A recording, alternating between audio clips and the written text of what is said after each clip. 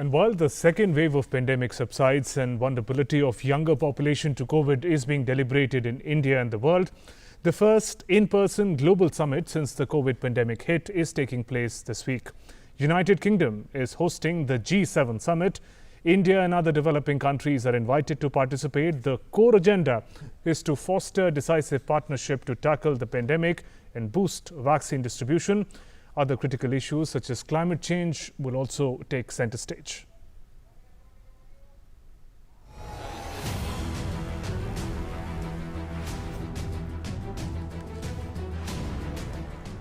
As the leaders of the G7 begin to arrive at the southwestern tip of the United Kingdom, the town is giving them a welcome of its own. From sculptures with a message to a song that is so native to this part of the world.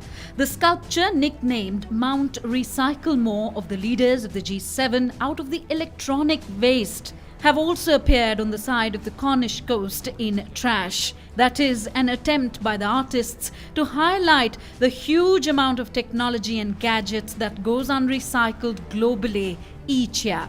On the other hand, strolling down the Prince of Wales Pier in Falmouth, how the mainsail sets, call for the captain ashore, let me go home.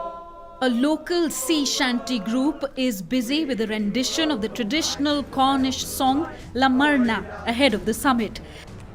But songs and sculptures apart, the G7 meeting is one of the most anticipated meeting of the head of states of most powerful nations in person ever since the COVID-19 pandemic engulfed the world. US President Joe Biden arrived in the United Kingdom on Wednesday. He and his counterparts will gather in the picturesque seaside town of Carbis Bay for face-to-face meetings. UK Prime Minister Boris Johnson's article ahead of the G7 summit throws some light on the likely issues that will dominate the talks, including the pandemic. UK Prime Minister Johnson has said that G7 will be a crucial moment for the world. It is for the first time that the leaders of the world's richest and the most powerful democracies have had the chance to meet in person since the pandemic began 18 months ago, and it could not have come at a better time. This is the moment for the world's greatest and the most technologically advanced democracies to shoulder their responsibilities and to vaccinate the world, because no one can be properly protected until everyone has been protected. The G7 will pledge to distribute vaccines to inoculate the world by the end of next year. G7 leaders will begin the framing of a new global treaty on pandemic preparedness so the world is never caught out in the same way again. G7 leaders will be joined by friends, the leaders of India, South Korea, Australia and South Africa. The leaders will work together to tackle the world's biggest problems, including reducing carbon emissions and fighting the loss of biodiversity. I think that this is an amazing opportunity for the world. It's a big moment. Don't forget, this is the first time in 6 months in office almost that Joe Biden, the US president, has been able to come overseas for a major trip. It's the first time any of us really have been able to see each other face to face since the pandemic began. So here at the G7, what we're looking at is making sure that we have a new treaty on pandemics. Other issues also may take some attention at the summit. EU institution leaders will tell British Prime Minister Boris Johnson that Britain and the EU had both agreed the protocol governing Northern Ireland trade arrangements and that Britain must apply it and not make unilateral changes. Security for the G7 has been tightened in the English seaside resort of Carbis Bay and the nearby town of St. Ives.